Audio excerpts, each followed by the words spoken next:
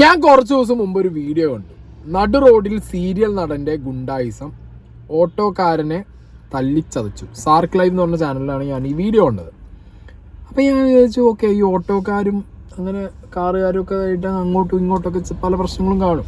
പിന്നെ വലിയൊരു പ്രശ്നമാണ് വൻ രീതിയിലെങ്കിലും അടി നടന്നു എന്നുണ്ടെങ്കിൽ എന്താണെങ്കിലും പുറത്ത് ബാക്കി മീഡിയാസ് വഴി നമ്മൾ അറിയാതിരിക്കില്ലല്ലോ, വലിയ ചർച്ചയാവും. കാരണം നടു റോഡിൽ വെച്ചൊരു സീരിയൽ നടൻ അങ്ങനെ ഒരു ഗുണ്ടായിസം കാണിച്ചിട്ടുണ്ടെങ്കിൽ എന്താണെങ്കിലും പുറം ലോകത്ത് വരും.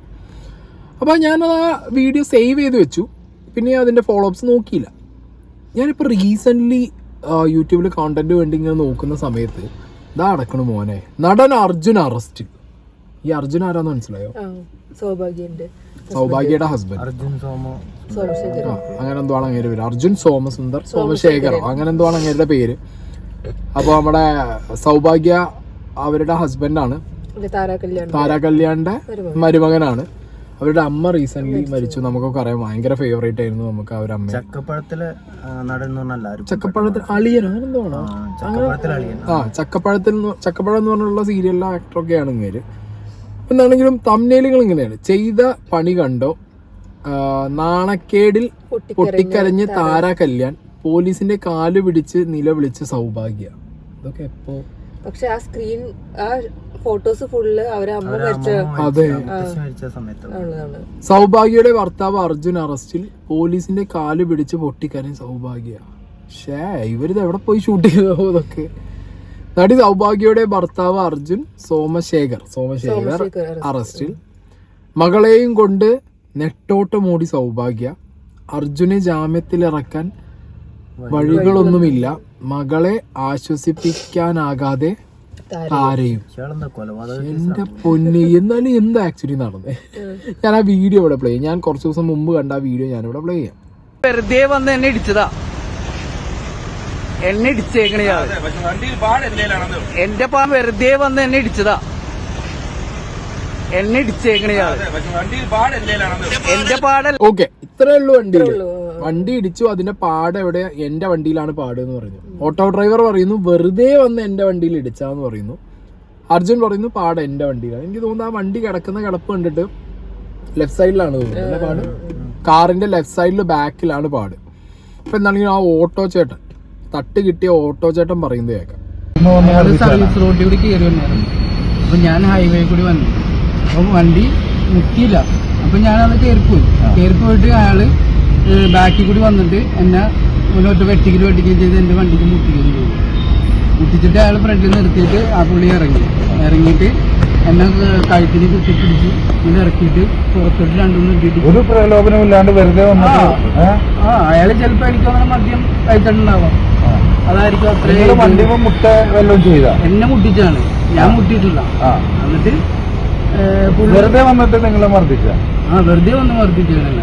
അതായത് ഒരാവശ്യമില്ല, നമ്മ ആരും തിരിച്ചിടിച്ചില്ല പുള്ളീനെ. എന്നിട്ട് വലിച്ചിങ്ങനെ ഇട്ടിട്ട് നോത്തിട്ട് ഇടിച്ച്, ഇവിടെ ഇട്ടിടിച്ച്, പുറത്തിട്ട് രണ്ടിടി ഇടിച്ച്. നിങ്ങൾ പറഞ്ഞില്ലേ ഞാൻ ഹോസ്പിറ്റലിൽ പോയി, അവര് ചെക്കപ്പൊക്കെ ചെയ്ത്. അപ്പോഴും വേനയുണ്ട്, ഇപ്പോഴും ഇവിടെ പുറത്തിട്ടൊക്കെ വേനയുണ്ട്. അടിച്ചതിന്റെ ഓട്ടോ ചേട്ടൻ പറഞ്ഞത് വെച്ച് നോക്കുകയാണെങ്കിൽ സർവീസ് റോഡിൽ നിന്ന് കയറുന്ന വണ്ടി മെയിൻ റോഡിൽ നിന്ന് കയറുന്ന വണ്ടിക്ക് പ്രിഫറൻസ് കൊടുക്കണം. ഇമ്പോർട്ടൻസ് എപ്പോഴും മെയിൻ റോഡിലൂടെ പോകുന്ന വണ്ടിക്കാണ്. സർവീസ് റോഡിലൂടെ പോകുന്ന വണ്ടി സ്റ്റോപ്പ് ചെയ്ത് മെയിൻ റോഡിൽ നിന്നുള്ള വണ്ടി കഴിഞ്ഞതിന് ശേഷം മാത്രമാണ് മെയിൻ റോഡിലേക്ക് എടുത്ത് പോരാൻ പറ്റും. അപ്പോൾ എന്താണെങ്കിൽ അങ്ങനെ എടുത്തിട്ട് പോയി. പിന്നെ മുന്നിൽ നിന്ന് വണ്ടിക്ക് വട്ടം വെച്ചു. ഓട്ടോയ്ക്ക് വട്ടം വെക്കുന്നതിൻ്റെ ഇടയിലാണ് ഓട്ടോ ബാക്കിൽ ഇടിച്ചതെന്നാണ് ഈ ചേട്ടൻ പറയുന്നത്. അതായത് ചേട്ടൻ്റെ ഇതിൽ ഈ അർജുൻ എന്ന് പറഞ്ഞ വ്യക്തി ചേട്ടന്റെ വണ്ടിയുമ്പോൾ കൊണ്ടുവന്ന് വണ്ടി ഇടിച്ചു. സർവീസ് റോഡിൽ നിന്ന് ഇങ്ങനെ കയറുന്ന സമയത്ത് അപ്പൊ തന്നെ നമുക്ക് ഊഹിച്ചറിയാം ലെഫ്റ്റ് സൈഡില്, വണ്ടിയുടെ ലെഫ്റ്റ് സൈഡിലായിരിക്കും ഇങ്ങനെ ഈ ഓട്ടോനെ ഇങ്ങനെ വെട്ടിച്ചു പോകുമ്പോൾ ലെഫ്റ്റ് സൈഡിലാവും തട്ടിയിട്ടുണ്ടാവും. തട്ടിയ ഓക്കെ, ഇനി തട്ടിയത് മുട്ടിയതൊക്കെ പോട്ട് ഇയാളെ പിടിച്ച് അടിക്കാന്ന് പറഞ്ഞു കഴിഞ്ഞാൽ നാട്ടില് പല പ്രശ്നങ്ങളും. ഇപ്പൊ ഞാൻ 2 ദിവസം മുമ്പ് എന്റെ നാട്ടില് ഓട്ടോറിക്ഷക്കാരനായിട്ട് വൻ കച്ചറയായിരുന്നു. വൻ കച്ചറ മീൻസ് ഭയങ്കര തെറുവിളിയും ഒച്ചയും വിളിയും കച്ചറയൊക്കെ ആയിരുന്നു. പക്ഷെ അതെന്ന് പറഞ്ഞു കഴിഞ്ഞാൽ ആ വ്യക്തി നമ്മളെ ഇങ്ങോട്ട് പ്രൊവോക്ക് ചെയ്തു. ഇങ്ങോട്ട് തെറി വിളിച്ചപ്പോൾ പിന്നെ നമ്മൾ അങ്ങോട്ട് തെറി വിളിക്കുക എന്നുള്ള ഇതിലും, അല്ലാതെ തല്ലും പിടിയും കച്ചറങ്ങാൻ അതിന്റെ ഒരു ആവശ്യമില്ല. വാക്തർക്കം ഓട്ടോക്കാരെ ഇപ്പൊ ഞാൻ പറയാലോ, ഞാൻ കണ്ടതിലൊരു 99% ഓട്ടോക്കാർ അടിപൊളിയാണ്. അതെ അതെ 1% ഇപ്പൊ എല്ലാവരുടെ കൂട്ടത്തിലുള്ള പോലെ ചില ആളുകൾ ഉണ്ടാവും. അതെ, ഓട്ടോയില് പിന്നെ ഈ 1% എന്ന് പറയുമ്പോൾ ഭയങ്കര എക്സ്ട്രീം ചൊറിയാണ് അവർക്ക്, ഭയങ്കര ചൊറിയായിരിക്കും, അവരെ കൊണ്ടൊരു രക്ഷ ഉണ്ടാവില്ല. പക്ഷെ ഈ ചേട്ടനെ കാണുമ്പോ അങ്ങനെ തോന്നുന്നില്ല. ഇയാള് അല്ല, അയാള് ഹോസ്പിറ്റലിൽ പോയി എന്ന് പറഞ്ഞു, ഇയാള് പോലീസ് കേസും കൊടുത്തു. ഒരു സംഭവം ഉണ്ടായി പോലീസ് കേസ് വേഗം ഹോസ്പിറ്റലിൽ പോവാ, കേസിന് ബലം കിട്ടാൻ ചെയ്യാന്നുള്ളതൊക്കെ ചെയ്യുന്ന കാര്യങ്ങളാണ്. ഹോസ്പിറ്റലിൽ പോയി അതും കൊണ്ട് പോലീസ് സ്റ്റേഷനിൽ ചെന്ന് അവിടെ FIR ഇട്ടു, കേസ് FIR ആക്കി. അവിടെയാണ് സംഗതി ഇയാളെ മർദ്ദിച്ചു. കേട്ടിട്ടില്ലല്ലോ അർജുന്റെ വേഷം നമുക്ക് അറിയില്ല, നമ്മള് കണ്ടത് ഇപ്പൊ ഈ ഓട്ടോ ചേട്ടൻ പറയുന്ന കാര്യമാണ്. ഓക്കെ, അപ്പൊ അർജുൻ എന്ന് പറയുന്ന ഒരു സീരിയൽ നടനാണെന്നാണ് ഇദ്ദേഹം പറയുന്നത്. മർദ്ദിച്ചത് അദ്ദേഹം ഇയാളെ ഒരു ആവശ്യമില്ലാണ്ടാണ് മർദ്ദിച്ചേക്കണേ എന്നാണ് മുനീർ പറയുന്നത്. കേസ് പലരോട്ടും പോലീസ് സ്റ്റേഷനിൽ എടുക്കാന്നാണ് പറഞ്ഞേക്കുന്നത്. അദ്ദേഹം ഹോസ്പിറ്റലിൽ അഡ്മിറ്റായി. ഇന്നലെ അദ്ദേഹത്തിന് ക്രൂരമായി മർദ്ദിച്ചു എന്നാണ് പറയുന്നത്. എന്തായാലും കേസ് എടുക്കാമെന്നാണ് പോലീസ് പറഞ്ഞേക്കുന്നതാണ് പറയുന്നത്.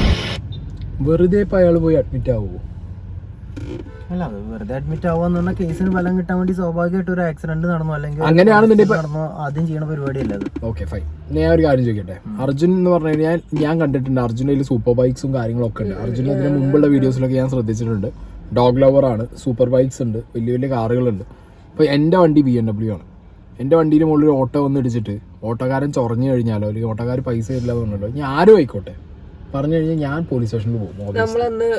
കൊച്ചിയിൽ നമ്മളെ സൈഡിൽ തട്ടിയ സമയത്ത് ഞാൻ ആ ചേട്ടനോട് പറഞ്ഞ കേസുണ്ട്, അവിടെ പോലീസുകാർ നിൽക്കുന്നുണ്ട്, നമ്മൾ കൂടുതൽ സംസാരിക്കേണ്ട ആവശ്യം, നേരെ പോലീസിന്റെ അടുത്ത് പോകാം, നമുക്ക് കംപ്ലൈന്റ് പോകാം. കാരണം വണ്ടി തട്ടി കഴിഞ്ഞാൽ പിന്നെ എന്താണ് നല്ലത്, പോലീസ് കംപ്ലൈന്റും FIR പോലെ. കാരണം നമുക്ക് നാളെ ക്ലെയിം ചെയ്യണമെങ്കിൽ അടക്കം അതിനൊരു ആവശ്യമുണ്ട്. പക്ഷെ ആ ചേട്ടൻ നമ്മളോട് വലിയ കുഴപ്പമില്ല, സോറി എന്തൊക്കെയോ പറഞ്ഞിട്ടല്ലേ പിന്നെ എന്തൊക്കെയോ പറഞ്ഞ് പോലീസ് കേസ്. പിന്നെ കൊച്ചിയിലാകുമ്പോൾ പിന്നെ നമ്മൾ ഇവിടുന്ന് കൊച്ചി വരെ പോകണം, രാത്രി നട്ടപ്പാതിരിയാണ്. അപ്പൊ പിന്നെ നമ്മളതിൽ ടൈമും ഇല്ല. പിന്നെ എന്ന് പറഞ്ഞാൽ വലിയ പരിക്കല്ല, ചെറിയൊരു വരയായതുകൊണ്ട് പിന്നെ നമ്മൾ പോകുന്നു. ഇവിടെ അർജുൻ പുറത്തിറങ്ങിയത് നമ്മൾ വീഡിയോയിൽ കാണുന്നുണ്ട്, ആദ്യത്തെ വീഡിയോയിൽ. ഇവിടെ ഈ ചേട്ടനാണ് കേസ് കൊടുത്തത്. അർജുന്റെ വണ്ടിക്ക് ഈ ചേട്ടനാണ് കുത്തിച്ചെന്നുണ്ടെങ്കിൽ ഡാം ഷുവർ ഞാൻ പറയാ അർജുൻ കേസ് കൊടുക്കില്ലേ? എന്റെ ഒരു ചോദ്യമാണത്. ഇപ്പൊ എന്റെ വണ്ടിയിൽ കൊണ്ടുവന്ന് ബാക്കിൽ ഒരാൾ കുത്തിച്ചാൽ ഞാനത് കേസ് കൊടുക്കില്ലേ? നിങ്ങൾ കൊടുക്കില്ലേ? കേസ് കൊടുക്കും. പക്ഷെ എൻ്റെ ഒരു വേഷം എന്താ വെച്ചിട്ടുണ്ടെങ്കിൽ അതിന് മാത്രം സ്ക്രാച്ച് വരാൻ ചാൻസ് ഇല്ല. ചിലപ്പം നട്ടാ പറഞ്ഞു, ഉറപ്പില്ല എനിക്ക്. അപ്പൊ അതുകൊണ്ട് തന്നെ ഇനി ഒരു സീരിയലും കാര്യങ്ങളൊക്കെ ആയിട്ട് പോകുന്ന ആളായതുകൊണ്ട് ആൾ കഴിച്ചിട്ടുണ്ടാവും. ഇനി ഒരു കേസും കാര്യങ്ങളായിട്ട് അതിന്റെ പുറകെ പോകാൻ ടൈമില്ല. ചിലപ്പോൾ അതവിടെ വിട്ടിട്ടുണ്ടാവാൻ ചാൻസ് ഉണ്ടെന്ന് ഞാൻ വിശ്വസിക്കുന്നു. ഇനി അതിന്റെ കൂട്ടത്തില് ഇനി എന്തെങ്കിലും കാരണവശാൽ ചൂടായിട്ട് ഇദ്ദേഹത്തിന് അടിച്ചിട്ടുണ്ടെങ്കിൽ ഒട്ടും കേസ് കൊടുക്കും? അപ്പൊ കൊടുക്കില്ല. പിന്നെ അടിച്ചിട്ടുണ്ട് എന്നുണ്ടെങ്കിൽ അത് വളരെ റോങ് ആയി പോയി. അതെ, ഞങ്ങളതാ പറയുന്നത്. നമുക്ക് പിടിച്ച് അടിച്ചു തള്ളി എന്ന് പറയുമ്പോൾ ചിലപ്പോൾ അതൊരു ബലം കിട്ടാൻ വേണ്ടി പറയുകയാണോ എന്ന് വരെ ഞാൻ സംശയിക്കുന്നുണ്ട്. അതെ, അത് നമുക്ക് സംശയിക്കാം, 100% സംശയിക്കാം. കാരണം ഇപ്പൊ വണ്ടിയിൽ ഇടിച്ചൊരു കേസ് ആ ടൈമിൽ തന്നെ പോയിട്ട് ഇവര്. പക്ഷെ ഈ വ്യക്തി പറഞ്ഞൊരു കാര്യമുണ്ട്, ഇങ്ങനെയുള്ളൊരു വീഡിയോയിൽ പറയുന്നുണ്ട്, ഈ വണ്ടി ഇടിച്ച ടൈമിൽ ഇവർക്ക് ഇത് അർജുനാന്ന് അറിയില്ല, സിനിമ ഞാനൊരു കേസ് അല്ല, അത് പറയുന്നേന്ന് അറിയില്ല, അയാൾക്ക് അറിയില്ല. ഈ വണ്ടി ഇടിച്ച സമയത്ത് ഓബിയസ്ലി ഈ ചേട്ടന് അറിയില്ലായിരിക്കും എന്ത് ഇത് ആരാന്നുള്ളത്. അപ്പൊ അങ്ങനത്തെ ഒരു സാഹചര്യത്തില് ഈ ചേട്ടൻ ഇങ്ങനെ ചിന്തിക്കൂ, ഏത് ഹോസ്പിറ്റലിൽ പോയി അഡ്മിറ്റ് ആവാ, എന്നൊരു കേസ് കൊടുക്കാന്ന് ഈ ഓട്ടോക്കാരൻ ചിന്തിക്കുന്നു നിങ്ങൾക്ക് തോന്നുന്നുണ്ടോ? ഒരു നോർമൽ സംഭവം ആകുമ്പോൾ നമ്മൾ സാധാരണ കിട്ടില്ലേ, ബസ്സൊക്കെ തമ്മിൽ തട്ടിയാലും ആദ്യം വലിയ അപകടങ്ങൾ, അല്ല ചെറിയ ചെറിയ സംഭവങ്ങൾ ഉണ്ടായാലും ആദ്യം പാർട്ടിക്കാരെ അടി കാര്യങ്ങളൊക്കെ കൂടുതൽ കിട്ടും കേസ്. പക്ഷെ ഈ ചേട്ടൻ പറഞ്ഞത് അടി കിട്ടി ഉടനെ പോയി ആദ്യം ആരാണോ ഹോസ്പിറ്റലിൽ അഡ്മിറ്റ് ആവണോ അവർക്കാണ് മുൻഗണന ആണ് സംഗതി. ഓക്കെ, പക്ഷെ ഈ ആര് അഡ്മിറ്റ് ആവണോ ആദ്യം മുൻഗണന നിങ്ങൾ പറഞ്ഞില്ലേ? FIR കേസ് ഇടാൻ പോണ സമയത്ത് ഹോസ്പിറ്റലിൽ നിന്നാണ് ഇന്റിമേഷൻ എങ്ങോട്ട് പോകണ്ടേ? സ്റ്റേഷനിലേക്ക് പോവുക. അങ്ങനെയാണ് ഹോസ്പിറ്റലിൽ നിന്ന് വിളിച്ചിട്ട് പറയും ഇങ്ങനെ ഒരു അടി കേസ് ഉണ്ട്, ഒരാൾ വന്ന് അഡ്മിറ്റ് ആയിട്ടുണ്ടെന്ന് പറയും. എൻ്റെ ഒരു അറിവില് ചുമ്മാ ഒരു പോലീസ് കേസിന്റെ ഭാഗമായിട്ട് ഹോസ്പിറ്റലിൽ പോയി അഡ്മിറ്റ് ചെയ്യുമ്പോൾ ഒരിക്കലും ഹോസ്പിറ്റലിൽ നിന്ന് വിളിച്ചു പറയില്ല ഇയാൾക്ക് ഇത്ര പരിക്കുണ്ട്, ഇയാൾ അടി കേസായിട്ട് അഡ്മിറ്റ് ആയിരുന്നത് പറയില്ല. പിന്നെ പോലീസ് കേസ് ആവുമ്പോൾ ഓബിയസ്ലി ഹോസ്പിറ്റലിലെ ഡീറ്റെയിൽസും കാര്യങ്ങളും ആര് ചെക്ക് ചെയ്യും? പോലീസുകാർ ചെക്ക് ചെയ്യും. അപ്പൊ അങ്ങനെ സമയത്ത് ഒരു ഇയാൾക്ക് ഫേക്ക് അടി കിട്ടിയെന്ന് പറഞ്ഞാൽ അങ്ങനെയൊക്കെ ചിന്തിക്കും ഈ ഒരു ഓട്ടോക്കാരൻ. ഇയാളിപ്പോ എന്താ ഏതാന്ന് നമുക്ക് അറിയില്ല. ഇനിയിപ്പോ ഞാനും ഇത് അറിയാതെ പറയാണ്. മറ്റാള് പറഞ്ഞു കഴിഞ്ഞാല് നമുക്കിപ്പോ ചിലപ്പോ ആള് പറഞ്ഞു അയാൾ എന്നോട് ഇങ്ങനെ സംസാരിച്ചു, ആൾ എന്നെ പിടിച്ച് തള്ളി, അപ്പൊ ഞാനും അങ്ങോട്ട് തള്ളി എന്ന് പറയുമ്പോ ചിലപ്പോ നടന്നുണ്ടാവും ഈ തള്ളലൊക്കെ. അല്ല, നമ്മള് പറഞ്ഞാലും നമുക്ക് രണ്ടുപേരും കാലത്ത് ഒന്നും പറയാൻ പറ്റില്ല, കാരണം നമ്മള് രണ്ടുപേരും പറഞ്ഞ കാര്യങ്ങൾ നമുക്ക് അറിയില്ല. അല്ല, ഞാൻ വേറെ കേസ് പറയാട്ടോ, വണ്ടിയാണെങ്കിൽ തട്ടുമുട്ട് കാര്യങ്ങളൊക്കെ ഉണ്ടാവും. മാക്സിമം അങ്ങോട്ടും ഇങ്ങോട്ടും വാക്തർക്കമാണെങ്കിൽ അതിൽ നിൽക്കുക. ഇല്ല, ഇനി കയ്യാങ്കളി ആണെന്നുണ്ടെന്നുണ്ടെങ്കിൽ ഞാൻ പറയുന്നത് മാക്സിമം ഒഴിവാക്കാം. അപ്പൊ എനിക്കത് ഒരിക്കലും പറയാൻ പറ്റില്ല. എന്തായാലും തട്ടല് കഴിഞ്ഞു, തട്ടി ഇനിയിപ്പോ ഒന്നും പറഞ്ഞിട്ടുണ്ടെങ്കിൽ തട്ടല് മാറ്റിയൊന്നും വെക്കാൻ പറ്റില്ല. അപ്പൊ പിന്നെ അത് സോൾവ് ചെയ്ത് അതിനെന്താ പരിഹാരം കാണില്ല, പിന്നെ ഒരു അടിപിടി കൊണ്ട് പ്രത്യേകിച്ച് കാര്യം. പക്ഷെ എനിക്ക് പ്രത്യേകിച്ച് പറയാൻ പറ്റില്ലേ. ഞാൻ ഒന്നിക്ക് രണ്ടാമത്തെ ഞാൻ പറഞ്ഞാണ് നമ്മളെ വണ്ടിയുമ്പോ തട്ടുമ്പോ അങ്ങോട്ട് കൂടി സംസാരിക്കില്ല. പിന്നെ സംസാരം കഴിഞ്ഞിട്ടാണെങ്കിലും സംഭവം സോൾവ് ചെയ്യാന്നുള്ള പിന്നെ ഒരു ഒന്നും തള്ളു പോയിട്ട് എന്താ കാര്യം. ഇതില് ചിത്തുവായി പറയുന്നത് കേട്ടിരിക്കാനല്ലാതെ എനിക്ക് ഉപദേശിക്കാൻ പറ്റില്ല. എനിക്ക് ആരോടൊന്നും പറയാൻ പറ്റില്ല. കാരണം ഇതില് ചിത്തുവായി ആണ് ഒന്നും കൂടി അടിപൊളി. കാരണം അങ്ങേര് പറഞ്ഞ് ഇപ്പൊ ഞാനാണെങ്കിലും എവിടെങ്കിലും പോയി ചൊറണ്ടാക്കുമ്പോ മൂപ്പരാണത് പറഞ്ഞ് സെറ്റിലാക്കാറ്. കാരണം ഇതിന്റെ ഒരു സ്വഭാവം വെച്ചിട്ട് ഞാൻ ഒന്നിക്ക് രണ്ടാമത്തേനും അച്ചറയാവും, തെറിവിളിയാവും, കഴിഞ്ഞ അടിയാവും. അത് ഉറപ്പാ കേസ്.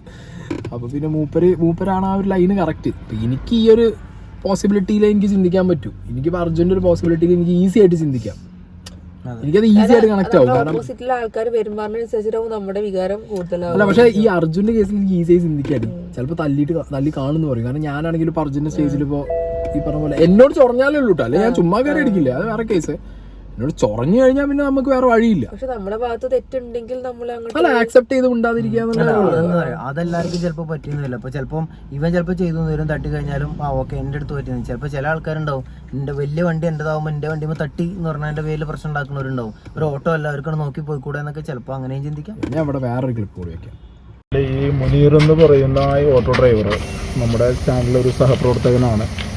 അദ്ദേഹം സാധാരണക്കാരായപ്പോൾ മറ്റുള്ള ഓട്ടോക്കാരെന്ന് വെച്ച് കഴിഞ്ഞാൽ ഒന്ന് പറഞ്ഞ് ചിലപ്പോൾ ആരോടെങ്കിലും വളരെ തർക്കിക്കുന്ന ഒരു സ്വഭാവക്കാരൻ പല ഓട്ടോറിക്ഷക്കാരുണ്ടെങ്കിലും മുനീർ എന്ന് പറയുന്നത് എന്താടാന്ന് ചോദിച്ചാൽ പോലും തിരിച്ചു പറയാതെ, ക്രിക്കറ്റ് എത്തിയാൽ പോലും തിരിച്ചടിക്കാത്ത ഒരു വളരെ സൗമ്യനും പാവപ്പെട്ടതുമായ ഒരു ഓട്ടോ ഡ്രൈവറെ മുന്നിൽ അദ്ദേഹത്തിന് ഇങ്ങനെ ഒരു കാര്യം സംഭവിച്ചെന്ന് പറഞ്ഞപ്പോൾ തന്നെ നമുക്ക് വളരെ സങ്കടവും വിഷമവും എല്ലാം ഉണ്ടായി. കാരണം രാത്രി സമയത്ത് അദ്ദേഹം ഓട്ടം കഴിഞ്ഞ് തിരിച്ചു വരുന്ന വഴിക്ക് ഒരു സെലിബ്രിറ്റി ആയ ഒരു നടൻ, നമ്മൾ പിന്നീട് ഈ സംഭവം അറിഞ്ഞതിന് ശേഷം നടനെ പറ്റി കൂടുതൽ കേൾക്കുന്നത്, പല സ്ഥലങ്ങളിലും ഇദ്ദേഹം വളരെ മോശമായ രീതിയിൽ ആളുകളോട് പെരുമാറുന്ന ഒരു സ്വഭാവക്കാരനാണെന്ന് നമ്മൾ പല വീഡിയോകളിലൂടെയും അല്ലെങ്കിൽ പല വാർത്തകളിലും സോഷ്യൽ മീഡിയയിലൊക്കെ നമ്മൾ കാണുന്നുണ്ട്, കേൾക്കുന്നുണ്ട്. സത്യാവസ്ഥ എന്താണെന്ന് നമുക്കറിയില്ല. പക്ഷെ അദ്ദേഹം ഇത്തരമൊരു സ്വഭാവക്കാരനാണെന്ന് മുനീറിനോട് ഇടപെട്ടപ്പോൾ നമുക്ക് മനസ്സിലായി. ഇപ്പൊ ഒന്ന് സംസാരിച്ച വ്യക്തി ആ ഓട്ടോ ഡ്രൈവറുടെ സഹപ്രവർത്തകനാണ്. ഓബിയസ്ലി അദ്ദേഹം ഈ പറഞ്ഞ പോലെ ഓട്ടോക്കാർക്ക് പ്രത്യേകിച്ച് കുറച്ച് കൂടുതൽ യൂണിറ്റി ഭയങ്കര കൂടുതലാണ്. പിന്നെ ഇദ്ദേഹം പറഞ്ഞ കാര്യങ്ങളൊക്കെ ഞാൻ സമ്മതിച്ചൂടെ. ചിലപ്പോൾ ആ മുന്നേറുന്ന പറഞ്ഞ വ്യക്തി അങ്ങനെ ആയിരിക്കാം, ഒരു അയ്യോ പാവായിരിക്കാം. പക്ഷെ ഇങ്ങനെ അതിന് കൂട്ടത്തിൽ പറയുന്നത് ഈ അർജുൻ എന്ന് പറഞ്ഞ വ്യക്തിയെ കുറിച്ചിട്ട് സോഷ്യൽ മീഡിയയിൽ പലതും ഞങ്ങൾ കണ്ടു. ഞാൻ അർജുനെ കുറിച്ചിട്ട് ഇതുവരെയായിട്ട് ഒരു വീഡിയോനകത്താണ് കണ്ടിട്ടില്ല. നമ്മളൊക്കെ കൂടുതലായിട്ട് സോഷ്യൽ മീഡിയ നോക്കുന്ന ആൾക്കാരാണ്. നമ്മളെവിടെ ഈ അർജുൻ എന്ന് പറഞ്ഞ വ്യക്തി ഒരു പൊട്ട സ്വഭാവത്തിന് ഉടമയെന്നോ അല്ലെങ്കിൽ അലമ്പാണോ എന്നുള്ള ഒരു അങ്ങനെ കണ്ടിട്ടുണ്ടോ നിങ്ങൾ? ഇതുവരെ അങ്ങനെ അയാളെ കുറിച്ചിട്ട് നമുക്ക് അയാളെ സപ്പോർട്ട് ചെയ്യേണ്ട പ്രത്യേകിച്ച് മദ്യപാനം, ഇവരെന്നെ മദ്യപിച്ചു എന്ന് പറയുന്നുണ്ട്, അലമ്പാണ്, പല സ്ഥലങ്ങളിൽ അടി ഉണ്ടാക്കുന്ന സെലിബ്രിറ്റി കേൾക്കുമ്പോൾ എനിക്ക് തോന്നുന്നു. കാരണം സ്വാഭാവികമായിട്ട് പറയുന്ന ഒരു സംഭവമാണ്, ഒരു തല്ലുണ്ടായ അയാൾ മദ്യപിച്ചെന്തോ ഡൗട്ട് ഉണ്ട് എന്നുള്ള സ്ഥിരമായിട്ടുള്ള ഡയലോഗാണ്. അല്ല, ഒരു അടി ഉണ്ടായപ്പോഴത്തേക്കും അയാളുടെ ബാക്ക്ഗ്രൗണ്ടിൽ ഫുൾ ഇങ്ങനത്തെ സംഭവങ്ങളാണ് പിന്നെ പറയേണ്ടത്. അതൊരു അപ്പൊ ഇനി സെലിബ്രിറ്റി അല്ല, ഇനി വേറെ ആരെ കാണുന്നുണ്ടെങ്കിലും അപ്പത്തേക്കും മറ്റേ അലമ്പാണ്, മറ്റാണ്. കോടതി പോവാം, കേസും കാര്യങ്ങളായിട്ട് മുന്നോട്ട് പോവാതെ അവിടെ തീർക്കുക. ഇതിനിടയിൽ കർമ്മ ന്യൂസ് കണ്ടു, പിന്നെ ഇതേപോലെ തമ്മിലുകൾ കണ്ടു കുറെ. അർജുന്റെ ഒരു വിഷയം എന്നൊക്കെ പറഞ്ഞിട്ട് ആക്ച്വലി ക്ലാരിറ്റി കുറവുണ്ട്, കുറെ അധികം ക്ലാരിറ്റി കുറവുണ്ട്. ഇപ്പൊ എന്റെ കേസിൽ ചിലപ്പോ ഞാൻ ഊഹിക്കുന്നതാണ്, സർവീസ് റോഡിൽ നിന്ന് ലെഫ്റ്റിൽ നിന്ന് വണ്ടി കയറി ഓട്ടോയുടെ സൈഡിൽ കൂടി പോയി, കുറച്ചുകൂടി മുന്നിൽ പോകുമ്പോൾ ഓട്ടോക്കാരൻ പിന്നെയും പോകുന്നു, സൈഡിൽ ഇങ്ങനെ വെട്ടിച്ചാണ് എടുക്കുമ്പോൾ ചിലപ്പോൾ വരഞ്ഞിരിക്കാം. ഒരയുമ്പോൾ പിന്നെ എന്തായാലും സൈഡിൽ വണ്ടി നിർത്തും, സംസാരം ചിലപ്പോൾ എസ്കലേറ്റ് ആവും, അങ്ങോട്ടും ഇങ്ങോട്ടും വർത്താനം പറയും. ചിലരുടെ സ്വഭാവം വെച്ച് ഉന്തുന്നു. ഇപ്പൊ എനിക്ക് പെട്ടെന്ന് കണക്ട് ആവും, എന്റെ സ്വഭാവം വെച്ച് ചിലപ്പോൾ ഉന്തും തള്ളും കച്ചറി അടിയൊക്കെ ആവും. പക്ഷെ അവിടെ നിങ്ങോട്ട് വരുന്ന പ്രൊവോക്കേഷൻ അനുസരിച്ച് അപ്പുറത്ത് നിൽക്കുന്ന ആളിനിപ്പോഴത്താണെങ്കിലും അയാളൊരു പാവത്തിനെ പോലെ തിന്നാ നമുക്കാണ് നഷ്ടം സംഭവിച്ചു വെച്ചാൽ നമ്മൾ അതെ നമ്മളോട് ഇങ്ങോട്ട് തട്ടിക്കയറി ചീത്ത വർത്താനം പറഞ്ഞാൽ മാത്രമേ നമ്മളിപ്പോ ഈ പറഞ്ഞ പോലെ അലമ്പ്.